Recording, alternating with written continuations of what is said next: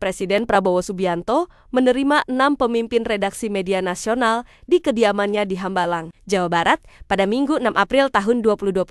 Pertemuan berlangsung selama 2 jam di meja bundar, membahas beragam isu penting mulai dari IHSG, nilai tukar rupiah, hingga kebijakan fiskal. Isu-isu hangat seperti Undang-Undang TNI dan tarif dagang baru dari Amerika Serikat di bawah kepemimpinan Donald Trump juga ikut disorot.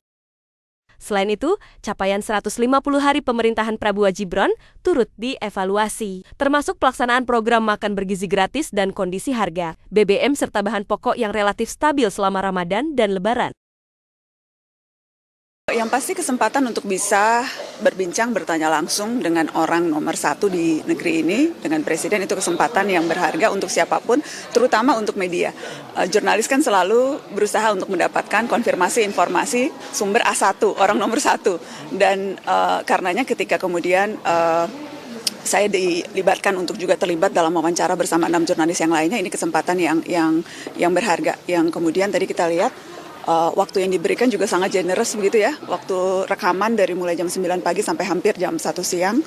Dan pertanyaan yang diajukan juga beragam. Dan yang menarik adalah sejak awal memang tidak pernah ada batasan mau bertanya apa. Silakan saja.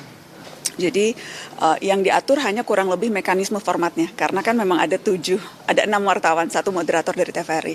Jadi yang diatur hanyalah wartawan bertanya, seharusnya 1 pertanyaan dan 1 follow up questions dan kemudian mutar begitu.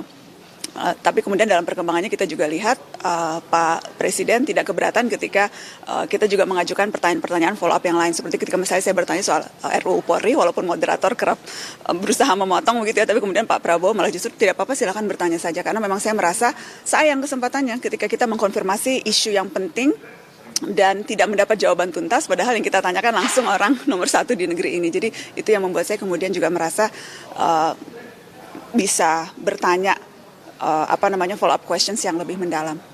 Artinya bukan cuma pertanyaan formal, tapi juga ada pendalaman-pendalaman ya Pak? Ada pendalaman terhadap isu. Walaupun saya yakin pasti tidak puas begitu ya, pasti maunya ada lebih panjang, maunya lebih mendalam dan sebagainya. Tapi sebagai awal, saya rasa ini mudah-mudahan bisa jadi tradisi yang diteruskan, membuka kesempatan kepada media untuk bertemu dan bertanya langsung. Tadi itu pertanyaannya disampaikan lebih dulu atau spontan itu sampai? Sama sekali tidak ada pertanyaan jadi Pak Prabowo tidak tahu, kemudian Mas Angga Wamen Komdiji yang memang mengatur wawancara ini juga kita tidak beritahu, bahkan sesama kami jurnalis pun tidak tahu yang lain akan bertanya apa begitu. Jadi kalau saya sendiri sudah menyiapkan sejumlah pertanyaan, Mbak Uni juga tadi menyiapkan sejumlah pertanyaan. Jadi kalau memang sudah ditanyakan oleh teman kita yang lain, maka kita akan bertanya topik yang berbeda. Karena kalau tadi dilihat kan dari awal tuh pertanyaannya berbeda-beda begitu.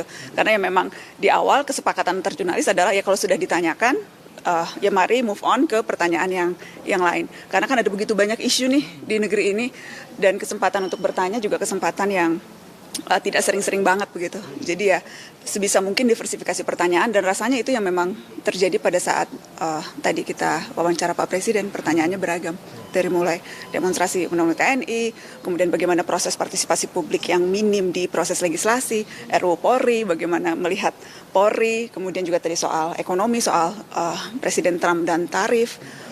Jadi cukup bervariasi menurut saya.